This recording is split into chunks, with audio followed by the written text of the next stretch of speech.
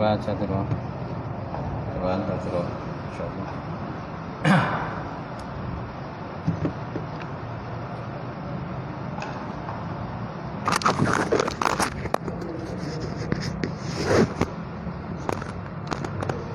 Baik, insyaallah. Tak ramai lah ni. Hujan. Ha? Salju. Ha?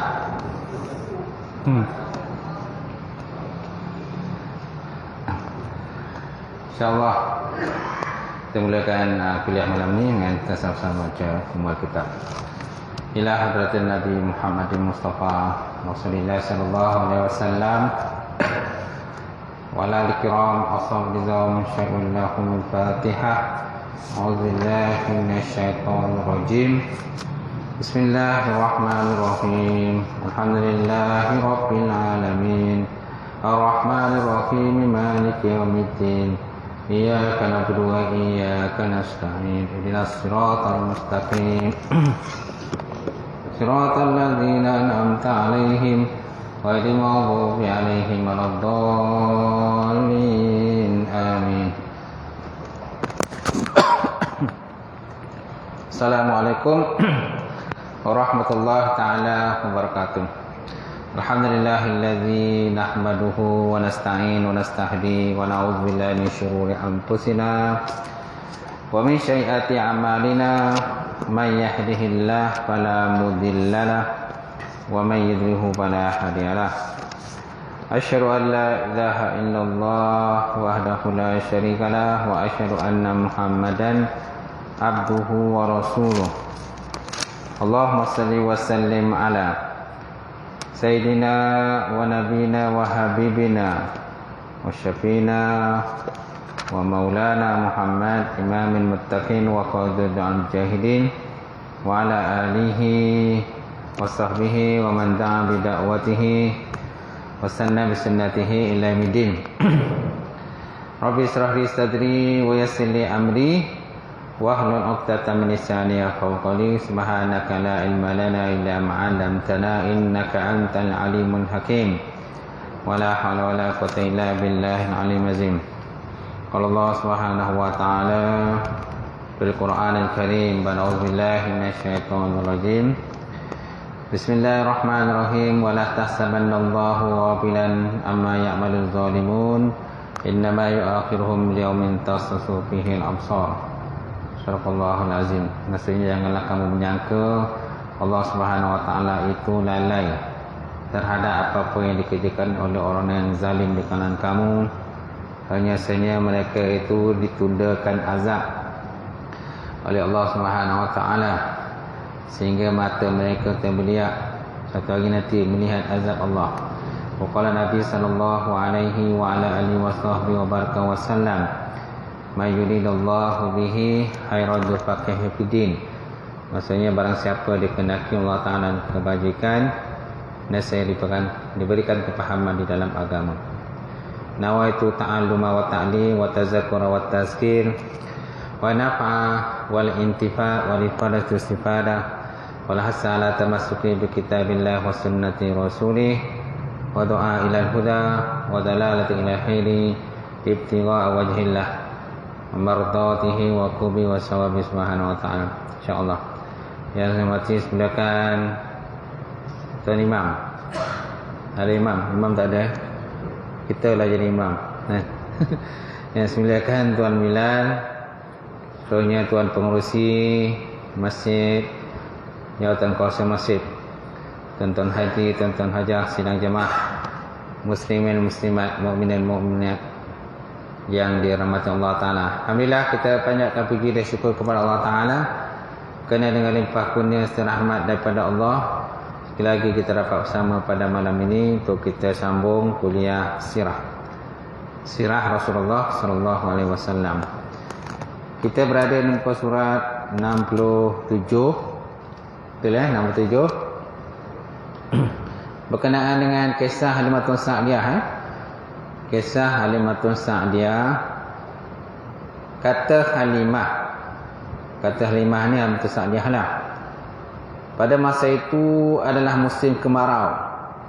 dan kami tidak mempunyai bekalan sedikit pun. Dia kata musim kemarau lah. Mana musim ni ketika dia nak mencari anak susuan lah. Jadi beberapa wanita daripada keturunan Bani Sa'ad disebut oleh Ibnu Ishaq. Ibnu Ishaq sebut, dia kata Halimah menceritakan bahawa dia bersama suaminya keluar daripada perkampungan Bani Sa'ad, membawa bersama bayi yang sedang disusuinya. Jadi maknanya ketika Alamatul Sa'diyah pergi ke Mekah tu, dia ada menyusui anak yang lain, anak angkat lah, anak angkat yang lain. Ya memang mungkin dia tugasan dia ibu susu. Jadi ramailah orang kata yang menyusu dengan dia. Macam tu. Jaltamisu ar-radha'ah. Kemudian pada musim tu pula musim kemarau. Dan kami tidak mempunyai bekalan. Bekalan tak ada lah. Mana mungkin dari segi makanan, susu dan sebagainya kurang. Lalu apa yang berlaku tuan-tuan? Fa kharajat ala atani li qamra. Qamra. Lalu kami keluar menunggang kedai itu yang bernama Qamra. Dia ada satu kedai namanya Qamra. Kemudian kami membawa bersama kami seekor unta yang telah tua. Unta pula tua. Demi Allah Ta'ala, unta tu tak punya sedikit susu pun. Tak ada susu. Wallah, dia kata, wallahi ma tabiddu bi kontrah. Mana tak ada susu langsung. Kalau ada susu pun mungkin sikit sangat lah, tak mencukupi lah gitu. Kita nakkan susu yang banyak kan. Tapi ada orang tak minat mandi susu kan. Baik. Kemudian wa ma nanamu lailana ajma'u min sabina allazi ma'ana. Pada masa itu pula mereka kata kami tak dapat tidur lelap disebabkan bayi kami yang menangis kerana kelaparan. Sedangkan susu pada tetek saya, dia kata tetek saya lah, buat dada kan, tidak mencukupi untuk keperluan. Susu pun tak ada kan, usik-usik tak ada susu tuan-tuan. Kalau lelaki memang tak ada susu lah. Ada lelaki ada susu, kalau ada orang ngaku ada susu pula tuan-tuan. Perempuan lah ada susu biasanya kan, untuk menyusukan. Apalagi kalau ada anak-anak kecil, anak kecil maka sudah tentu ada susu. Tak ada, mana kelebihan Allah Ta'ala bagi pada perempuan lah. Baik, kemudian unta kami pula tidak punya susu untuk dijadikan makanan. Unta kami pula tidak punya susu untuk dijadikan makanan. Unta pun tak ada susu, makanan pun tak ada, kelaparan. Jadi masing-masing pergilah ke Mekah, mencarilah anak-anak orang kaya lah, anak-anak kaya yang boleh mereka susukan. Mereka kalau boleh nak cari anak orang kaya. Bila anak orang kaya mereka dapat jadikan sebagai anak susuan, jadi upah dia lumayan upah dia. Kalau anak miskin kan, upah dia tak banyak lah. Anak orang miskin, tapi tak semualah anak orang miskin tu tak ada duit. Kadang ada juga ditinggalkan oleh arwah mak ayah dia kan, macam tu. Dia tak ada. Baik, kemudian namun kami tetap berharap agar mendapat bantuan dan penyelesaian masalah yang kami hadapi. Lantaran tu saya keluar menunggang kedai yang bernama Qamra tadi lah. Saya terus menunggang tanpa berhenti sehingga menyusahkan rombongan saya disebabkan tidak berdaya. Jadi maknanya oleh Ustaz Sa'diyah tu dia bukan seorang, ada lagi wanita-wanita Bani Sa'ad yang lain. Mereka pun menuju ke Mekah mencari anak susuan. Dia tu. Malangnya unta dia tadi, maklumlah unta dia tak ada susu, unta kurus. Jadi kebiasaannya dia akan tertinggal di belakang lah. Kalau unta dia kuat, dia akan ke depan. Macam tu. Baik. Jadi saya terus menunggang tanpa henti dia. Sehingga menyusahkan rombongan saya disebabkan tidak berdaya. Apabila kami sampai ke Mekah, kami pun mencari kalau ada bayi yang hendak diupah menyusu. Nampak? Mereka cari bayi-bayi lah. Mungkin tradisi orang Arab lah. Tadi orang Arab ni dia memang cari. Tapi kita tak ada lah. Kita jarang lah. Kita kalau boleh memang nak susukan sendiri tu tak. Anak kita sendiri. Jadi lah kalau macam perempuan-perempuan bekerja tu lain lah. Perempuan bekerja, kemungkinan dia akan mungkin cari anak ibu susuan kepada anak dia. Sebab dia tak ada masa. Baik. Seterusnya tuan-tuan, setiap wanita di kalangan kami ditawarkan untuk menyusui Rasulullah sallallahu alaihi wasallam. Tetapi mereka enggan menerimanya apabila diberitahu bahawa Rasulullah sallallahu alaihi wasallam adalah seorang anak yatim. Masing-masing wanita Bani Sa'ad tadi mereka ditawarkan, ini Muhammad, tak kamu susukan. Kan? Tapi dia ni anak yatim. Kalau yatim kami tak nak kata. Tak nak. Jadi anak yatim fahamlah. Dari dana kurang kan. Upahnya tentu tak lumayan. Tak banyaklah upah dia. Baik, kemudian disebabkan kami mengharapkan agar mendapat sesuatu kebaikan daripada bapa si bayi. Ini disebabkan kami mengharapkan agar mendapat sesuatu kebaikan daripada bapa si bayi. Lalu kami pun berkata, dia kata, anak yatim, apalah yang dapat dibuat oleh datuk dan juga ibu dia. Apalah yang boleh kami dapatlah upah dia. Jadi kemungkinan upah dia tak banyak, sikit lah. Ini sebabkan kami tak suka menerima anak yatim. Akhirnya semua wanita yang datang bersama saya mendapat bayi daripada orang lain. Jadi kalangan anak perempuan Bani Sa'ad tadi, mereka carilah anak-anak susuan dan mereka dapat. Dan kebanyakannya bukan anak yatim lah. Tapi yang tinggal ni anak yatim. Muhammad masih tinggal seorang. Tak ada siapa yang berminat untuk diambil sebagai anak susuan. Akhirnya semua wanita yang datang bersama saya mendapat bayi daripada orang lain. Setelah kami berkumpul untuk berlepas pulang, saya pun berkata kepada suami saya, demi Allah, saya tak suka pulang bersama teman-temanku tanpa mengambil seorang bayi. Demi Allah, saya akan pergi kepada si yatim itu dan akan mengambilnya. Nampak? Jadi dia takut, dia malu kalau balik tangan kosong. Dia balik tangan kosong sebab apa? Dia anak orang kaya tak dapat. Yang ada ialah, yang tinggal ialah Muhammad yang tinggal. Yang yatim ni, yatim. Jadi ibu dia masih ada lagi masa tu. Siti Aminah masih hidup lagi masa tu. Yang tak ada, ayah dia, Abdullah. Gitu. Jadi yang si Sa'diyah ni, kan, aku takkan balik ke perkampunganku tanpa mengambil walaupun seorang bayi. Apalah salahnya kalau aku ambil jugalah anak yatim tadi, tuan-tuan. Baik, kemudian suamiku berkata, tidak ada salahnya kamu mau buat begitu. Mudah-mudahan Allah Subhanahu Wa Taala akan menjadikan kita mendapat keberkatan daripada bayi tadi lah. Mungkin ada keberkatan lah pada bayi tu. Apa kata kau ambil je lah, kita buat balik. Kan? Paling tidak pun ada seorang yang kamu susukan. Lalu dia pun pergi dan mengambilnya. Tidak ada yang mendorong saya untuk mengambilnya, melainkan kerana tidak mendapati bayi yang lain. Kenapa dia ambil juga Rasulullah sebagai anak susuan? Kerana memang tidak ada pilihan lain. Tak ada pilihan. Dia dah cari merata, anak orang kaya memang tak dapat.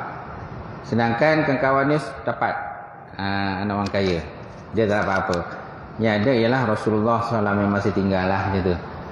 Mana tak ada pilihan lain lah. Kalau dia balik juga, so tangan kosong, tak dapat, tak ada upah apa-apa lah gitu. Akhirnya dia mengambil Rasulullah SAW sebagai anak susuan. Setelah mengambilnya, saya pun kembali pada kenderaan saya. Setelah itu saya letakkannya di dalam bilik. saya pun menghulurkan tetek kepadanya. Tetek kan, dari sini ke sini tetek, agar diminum sebanyak mana yang dimahu. Lalu diminumnya sehingga puas, dan saudaranya juga minum sehingga puas. Nampak? Masya Allah. Dia pun tak sangka lah. Dia ingat badan dia tak ada susu. Tiba-tiba dia tak ada, kalau Allah Ta'ala susu banyak pula. Dan Muhammad Rasulullah pun menyusulah sehingga kenyang. Begitu juga saudara susuan yang lain pun sama juga menyusu dengan kenyang. Kemudian diminumnya sehingga puas. Dan saudaranya juga, saudara susuan pun minum sehingga puas. Kemudian kedua bayi tadi pun tertidur. Sebelum itu kami tak pernah dapat tidur bersama. Dia kata, sebelum ni kami tak dapat tidur bersama. Jarang dapat tidur bersama lah. Sebab apa? Kekurangan susu. Dan anak ni biasalah menangis kalau tak ada susu. Dia biasa menangis. Kemudian lalu suami saya dia kata bangun pergi kepada unta tua kami. Tiba-tiba dia dapati ia dipenuhi dengan susu, Masya Allah. Unta tua ke dah tua, mana ada susu tak? Siapa rasa dia tua tu je kolak kan? Lah bukan tua, lama. Dah lama tak kata. Betul tak? Baik. Jadi kalau ikut pun, kalau unta tua memang tak ada susu dah. Tapi tidak ada Allah Ta'ala, ada pula susu. Masya Allah tuan-tuan, tabarakallah. Maka lalu diperahkan susu unta tadi sekadar untuk meminumnya. Dan saya pun turut minum bersamanya sehingga kami betul-betul puas dan kenyang. Pada malam itu kami pun dapat tidur dengan lena. Masya Allah, tidur lena. Mungkin sebelum ni memang tidur tak lena. Tidur kejap jaga, tidur kejap jaga kan. Tidur kejap jaga. Itu namanya tidur tak lena lah. Macam tidur ayam. Tahu tak tidur ayam? Kejap kan jaga, kejap jaga kan. Itu tidur ayam lah dia tu. Baik. Seterusnya tuan-tuan, apabila pagi tuan-tuan, suamiku berkata kepadaku dalam kisah lah. Dia kata apa? Demi Allah, ketahuilah wahai Halimah, sesungguhnya engkau telah mengambil seorang manusia yang diberkati. Dia kata, demi Allah, wallahi, dia kata, wahai Halimah, dia kata engkau telah mengambil seorang bayi. Bayi yang diberkati. Masya Allah. Yang dia pun sebelum ni tak sangka pula tuan. Tak sangka. Dia kata laqad akhazat nismatun mubarakatun. Dia kata ta'allami wallahi ya Halimah, laqad ukhizat nismatun mubarakatun. Sungguh telah engkau mengambil seseorang yang diberkati. Gitu. Manusia yang diberkati. Lalu dia menjawab, demi Allah, saya juga mengharapkan demikian juga. Dia kata, wallah, dia kata, demi Allah aku pun mengharap begitu. Aku mengharap supaya bayi yang aku ambil ini tuan, ada keberkatan dia daripada dia. Dan seterusnya saya pun menjawab, demi Allah, saya pun mengharapkan begitu. Kemudian kami keluar dan saya menunggang kedai saya dan saya bawa Rasulullah sallallahu alaihi wasallam bersama. Demi Allah, kuda itu bergerak dengan pantas sekali sehingga tak mampu dikejar oleh kedai-kedai mereka yang lain, sehingga kan para temanku berkata, wahai puteri Abu Zuyib. Dia ada nama gelaran kepada Halimatus Sa'diyah. Dia kata, wahai puteri ya bintah Abi Zuyib, Zai waw hamzah ya ba. Okey, ya bintah Abi Zuyib, waihaka irbi'i alaina. Dia kata, wahai puteri Abi Zuyib, jahanam kau, perlahankan sedikit kenderaan kau. Bukankah kedai itu yang kamu tunggang semasa keluar bersama dengan kami? Dia kata. Bukankah kedai tu yang kau naik, yang bawa sebelum ni? Saya tengok, kami tengok kedai kau sebelum ni memang asyik tinggal belakang je. Tiba-tiba laju pula kedai kau ni. Kau bawa servis ke? Kan, kau bawa servis kan. Kalau kereta kan bawa servis tu kan. Kalau kereta tak servis tu lah, macam nak mampu jing-jing kan. Macam tu. Sangut. Tu kalau kereta tak servis lah. Orang tak servis punya tu juga. Sebabnya kena servis tu kan. Kena urut sesekali kan. Carilah tukar urut kan. Urut satu badan. Macam tu. Baik maksudnya saya menjawab, bahkan demi Allah, kedai inilah yang saya tunggang dahulu. Lalu wanita-wanita Bani Sa'ad tadi berkata, demi Allah, pada kedai itu ada sesuatu urusan. Masya Allah. Dia kata pada kedai itu terdapatnya seolah macam satu urusan. Bala, wallah. Innaha lahiyah. Fal yakul wallahu inna laha sya'nun. Inna lahu sya'nun. Demi Allah, kedai ini macam ada sesuatu benda lah, satu benda yang pelik lah gitu, yang berlaku pada kedai tadi. Kemudian kami pun sampai ke rumah-rumah kami di perkampungan Bani Sa'ad. Setakat yang aku tahu, dia kata, kampung kami ialah tempat yang paling teruk dilanda kemarau. So maknanya pada zaman itu, pada masa tersebut tuan-tuan, perkampungan Bani Sa'ad ni dia dilanda oleh kemarau. Maknanya binatang banyak yang mati, air pun tak ada, kan? Tanaman pun tak menjadi, susu binatang pun tak ada. Jadi kemarau lah teruk masa tu. Jadi tak kala kami pulang membawa baginda Rasulullah SAW, kambing-kambingku pulang dari meragut dalam keadaan kenyang dan mempunyai susu, Masya Allah. Kalau sebelum ni kambing-kambingnya kan balik dalam keadaan kuih-koring kan, losu je kan, jalan pun macam tunjuk hayang, tak mayu tuan-tuan. Tak macam mana hari tu, wah, kambingnya semua meloncek-loncek, bersemangat tuan-tuan kambing ni. Halimah Sa'diyah tadi. Baik. Jadi dia kata kambing-kambingku pulang dari meragut dan keadaan kenyang dan punya susu. Lalu kami pernah dan minum susu kambing itu, sedangkan orang lain tidak mendapat barang setitik susu pun pada lambung susu kambing mereka. Masya Allah. Mana kambing dia saja yang ada susu dia. Kambing orang lain tuan-tuan semua macam tu je lah, tak ada perubahan. Ini kelebihan lah, keberkatan yang ada kepada Rasulullah sallallahu alaihi wasallam. Masya Allah. Sehingga kan kaum kami yang melihat hal tersebut berkata kepada para pengembalanya, dia kata apa? Jahannam engkau. Masya Allah. Jahannam tuan-tuan. Betul tak? Di sini terjemahkan dengan jahannam lah. Waihaka, dia kata. Waiha ni mana jahannam. Bukan jam 6 jahannam. 6 jahannam tu lain. Tu cerita Pilambi 6 jahannam kan. Ni jahannam ni satu istilah lah. Istilah yang guna pakai. Dia kata bukanlah maknanya jahannam ni bukan makna benda yang tak elok pada sudut itu. Dia kata jahannam kau, bukanlah makna benda jahannam, tak ada. Mengapa kami tidak bawa kambing-kambing itu ke tempat yang dibawa oleh pengembala puteri Abu Zayyib, maknanya Halimah Sa'diyah. Tetapi kambing mereka pulang dalam keadaan lapar, sedangkan kambing pun pulang dalam keadaan kenyang serta punya susu, tuan-tuan.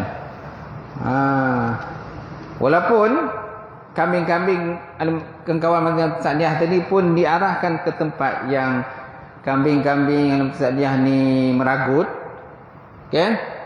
Kambing-kambing mereka tetap dalam keadaan tak ada susu juga. Walaupun menyusu, meragut rumput pada tempat yang sama. Kambing Halimah Sa'diyah ni tetap ada susu, sedangkan kambing yang kawan dia tetap tak ada susu, walaupun meragut pada tempat yang sama ataupun kawasan area yang sama lah. Macam tu. Baik, kemudian Kami terus mendapat tambahan dan keberkatan daripada Allah Subhanahu Wa Taala sehingga usia baginda berlalu 2 tahun dan akhirnya berhenti menyusu. Baginda membesar dengan cepat, tidak seperti kanak-kanak yang lain. Tak sampai 2 tahun tuan-tuan, baginda telah menjadi seorang kanak-kanak yang berhenti menyusu. Tak sampai 2 tahun. Kan biasa 2 tahun kan. Bayi kan biasanya menyusu sehingga 2 tahun. Jaranglah bayi menyusu lebih pada 2 tahun. Kebiasaan 2 tahun lah. Tapi ada bayi yang menyusu, macam Nabi ni dia menyusu tak sampai 2 tahun. Tak sampai 2 tahun, baginda telah berhenti daripada menyusu. Setelah itu kami pun membawa kepada ibunya Siti Aminah. Sedangkan kami sangat ingin agar baginda terus menetap bersama kami, disebabkan kami melihat sendiri keberkatan yang ada kepada Rasulullah SAW tadi. Lalu kami sampaikan hasrat kami kepada ibunya. Saya berkata, tinggalkanlah anak ini di sisiku sehingga dia besar, kerana saya bimbang nanti ia ditimpa wabak penyakit di Mekah. Dia kata. Katanya lagi, kami pun mendesak ibunya sehingga akhirnya ia mengembalikan anak itu kepada kami. Akhirnya dipulangkan semulalah kepada Halimatus Sa'diyah. Walaupun dah 2 tahun, kalau ikutkan 2 tahun lah kena pulang balik pada Siti Aminah ibu dia.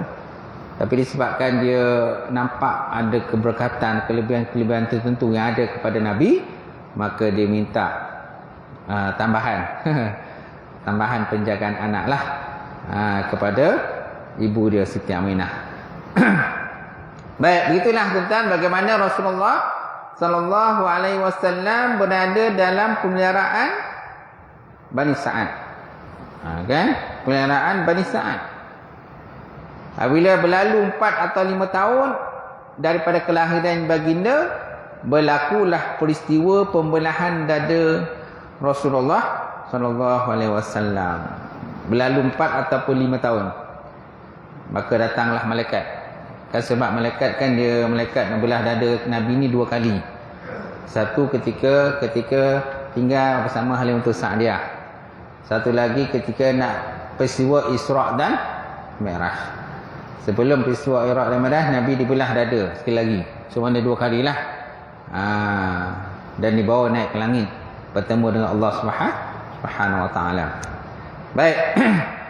Muslim meriwayatkan daripada Anas bahawa Rasulullah SAW pernah didatangi oleh Jibril ketika baginda masih kanak-kanak dan sedang bermain dengan kanak-kanak yang lain.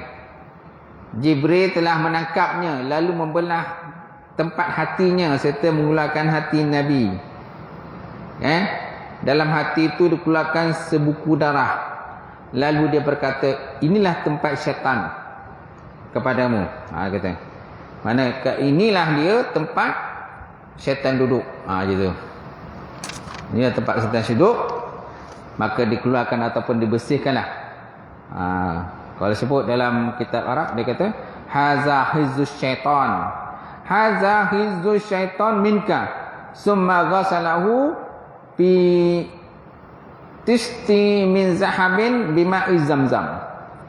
Summa la'amahu ay jam'ahu wa dhamma ba'duhu ila ba'din. Summa 'adahu fi makanihi wa ja'al ghulumani yas'auna ila ummihi yakni Zo'arihi. Zo'arih.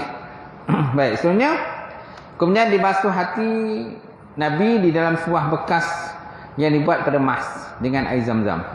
Kemudian dicantumkan semula dan dikembalikan kepada tempat asalnya. Kanak-kanak yang melihat kejadian tadi datang berlari kepada ibunya, iaitu ibu susunya Halimatus Sa'diyah. Seraya berkata, Muhammad telah dibunuh. Dia kata, Inna Muhammadan qad qutila fastaqbiluhu. Dia kata, Inna Muhammadan qutila, Muhammad telah pun dibunuh. Ni laporan laporan daripada kanak-kanak tadi, dan kawan dia yang melihat pada kejadian tadi. Lalu mereka pun datanglah kepada Muhammad dan dapati Rasulullah SAW berubah air mukanya. Masya Allah. Itu yang berlaku. Ini pembedahan secara macam kata makrifatnya pembedahan lah. Tak? Pembedahan makrifat. Kalau bedah macam tu, macam mana pula kan? Biasa kita bedah pergi hospital. Di hospital bedah. Okey? Kena ubat bius. Kalau tak ada ubat bius, macam mana nak bedah? Kok melolong kan? Meraung tu kan, tak ada ubat bius. Ni Nabi dibedah tak ada ubat bius. Tak ada ubat apa-apa. Terus bedah je. Tuan, senang je. Cantumkan semula. Kalau hospital, kalau bedah hanya gaya apa lama berapa jam kalau bedah di hospital. Tengok kes juga, tak? Tengok kes lah. Kalau kes dia berat tu lama lah, sampai 5-6 jam, 7 jam dan sebagainya. Kalau berat, ini Nabi dia kena bedah ni sekejap je, Masya Allah. Ini kelebihan yang diadakan ada kepada Rasulullah sallallahu alaihi wasallam. Kemudian kepangkuan ibu yang pengasih. Selepas peristiwa itu timbullah kebimbangan Halimah terhadap keselamatan Muhammad. Lalu dia pun mengembalikan anaknya itu kepada ibunya semula, Siti Aminah. Maka tinggallah Muhammad bersama ibunya sehingga umurnya mencecah kepada 6 tahun. 6 tahun tuan. Umur baginda Rasulullah SAW. Jadi mengenangkan suaminya telah pun meninggal, kan, Aminah bercadang untuk menziarahikan kubur suaminya Abdullah di Yathrib di Madinah. Lalu dia pun keluar daripada Mekah menggendarai kenderaan sejauh 500 km lebih kuranglah. Kan perjalanan daripada Mekah ke Madinah kan jauh kan. 500 km, masya-Allah, tak tahu berapa hari. Kan kenderaan masa itulah, mana tu masa tu mana ada bas. Tak ada bas, tak ada kapal terbang, semua tak ada. Kan? Itu juga dalam peristiwa Isra, dalam peristiwa macam mana hijrah. Kan, dalam peristiwa hijrah. Kan lama perjalanan tu. Daripada Mekah menuju ke Madinah. Sekarang senang, surprise senang kan. Duduk selesa dalam tu, aircon semua. Baik. Kemudian bersamanya turut dibawa anak yatim Muhammad dan pelayan wanitanya bernama Ummu Aiman. Rombongan mereka juga diketahui oleh Abdul Muttalib. Semana ada datuk Nabi pun ada masa tu. Ketika nak ziarah akan makam ayahanda baginda Abdullah Yathrib. Dalam perjalanan pulang tadi di Madinah, tetap mereka menetap selama sebulan. Setelah itu mereka pun pulang semula ke Mekah. Dalam perjalanan pulang ke Mekah, Aminah ibu Nabi pula jatuh sakit. Masya Allah.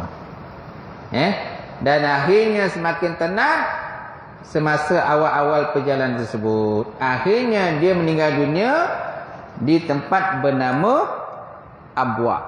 Nama tempatnya Abwa. Kena ingat ni. Antara Mekah dengan Madinah. Tempat Abwa ni. So besok kalau orang tanya di mana tempat Siti Aminah meninggal, tak tahu. Tak tahu. Di mana kubur Siti Aminah, tak tahu. Di mana kubur Abdullah ayah Nabi, tak tahu. Sedangkan kubur Abdullah ni di Yathrib, di Madinah. Sedangkan kubur ibunya di Abwa, iaitu tempat antara Mekah dan juga Madinah. Entah, masya-Allah. Summa asyaddu hatta matat bi Abwa baina Makkah wal Madinah. Kemudian bersangatan sakitnya sehingga dia wafat. Summa matat bi Abwa, bernama tempat bernama Abwa bainan Makkah wal Madinah, yang mana tempatnya negara Makkah dengan Madinah. Sebut dalam kitab Arabnya lah. Baik, kemudian kepangkuan datuk yang penyayang. Abu Talib membawa Nabi SAW pulang ke Mekah. Jadi bila ibu dah meninggal, tinggallah. Yang tinggal ada datuk. Datuk lah nak memanja.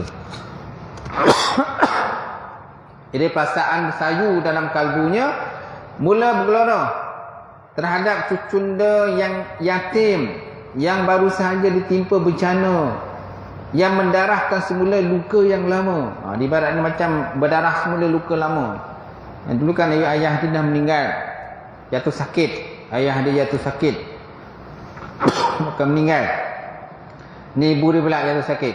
Jadi dia seorang macam berdarah semula lah, luka yang lama tadi. Itulah ibaratnya tuan-tuan. Lalu timbullah kesayuan yang tidak pernah dirasai terhadap anak-anak yang lain. Kalau anak yang lain semua ada mak ayah ke, sedangkan Muhammad tak ada, mak ayah tak ada perasaan. Kalau tak ada mak ayah kan. Jadi dia tidak membiarkan anak yatim itu bersendirian dalam sebarang tanggungjawabnya. Malah diutamakan anak itu terhadap anak-anak yang lain, tuan-tuan. Mana dalam satu keadaan maknanya tanggungjawab ini, fokus ini lebih pada Nabi. Walaupun dia ada anak yang lain, walaupun ada lain, mana layanan kepada Nabi ini lebih special. Gitu. Baik, kemudian berkata Ibn Hisham, dalam silah Ibn Hisham, dia kata Abdul Muttalib mempunyai sehelai hamparan yang diletakkan di bawah teduhan Kaabah.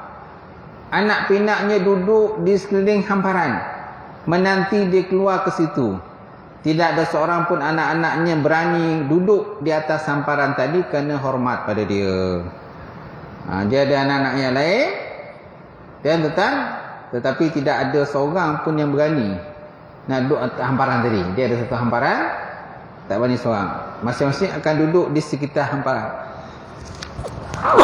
sekeliling hamparan, menanti Abdul Muttalib keluar. Tidak seorang pun anak-anaknya berani duduk di atas hamparan tadi kerana menghormati kepada Abdul Muttalib. Kemudian datanglah Rasulullah SAW yang masa itu masih kecil. Lalu dia duduk di atas hamparan tadi. Masya Allah. Jadi melihat pada keadaan tadi, bapa-bapa saudara Nabi cuba menghalang Nabi. Ya Muhammad, dia kata jangan duduk kat situ. Ya Muhammad, jangan duduk kat situ. Itu tempat ayah anda kami. Jangan duduk. Kemudian datanglah Rasulullah yang masih kecil, masih duduk. Abdul Muttalib yang melihat tindakan mereka, maka kata, biarkanlah anak ini, biarkanlah anakku ini, demi Allah dia seorang yang punya sesuatu urusan. Dia kata demi Allah dia mempunyai sesuatu urusan, biarlah, dia kata duduk dah. Biar duduk kat situ, tuan-tuan, insya-Allah. Kemudian dia duduk bersama baginda di atas hamparannya sambil membelai belakang baginda. Sambil membelai belakang Rasulullah sallallahu alaihi wasallam. Baginda pun merasa senang melihat kepada datuknya dan apa yang dilakukan oleh datuknya. Nampak? Maklumlah datuk kan, datuk dengan cucu. Kadang-kadang datuk-datuk ni layanannya pada cucu lebih. Berbanding dengan anak dia sendiri. Anak sendiri kadang tak ada apa dah. Tak perlu dia anak dah. Tapi kalau cucu, kan. Kau jangan belolah kan sama cucu. Betul tak? Cucu tu yang dicari. Kalau anak balik kan kadang-kadang tak salam dengan anak je tak. Cucu lebih pegang. Betul tak? Baik, kemudian semasa umur Rasulullah SAW 8 tahun 2 bulan 10 hari. 8 tahun. Umur Nabi 8 tahun 2 bulan 10 hari. Datuknya Abdul Muttalib meninggal dunia di Mekah. Dah datuk pula meninggal. Datuk pula meninggal. Ayah dah tak ada. Mak dah tak ada. Datuk pun dah meninggal. Macam mana?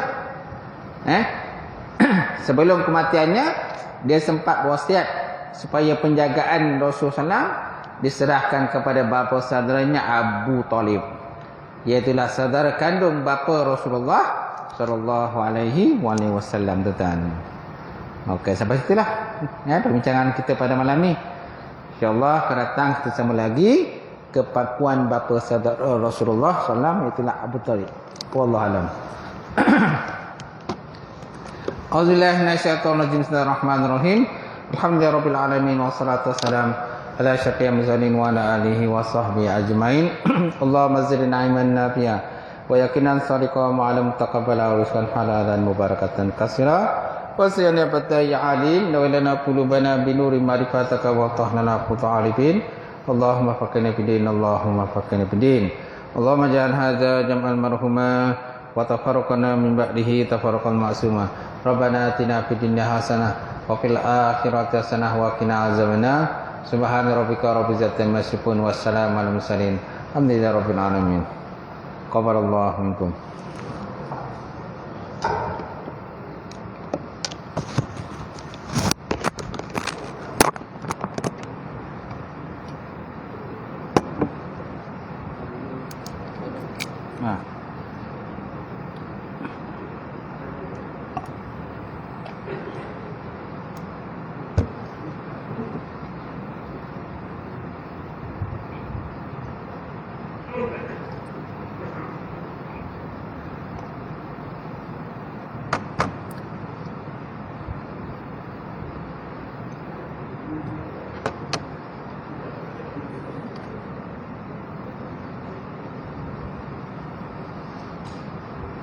Alhamdulillah.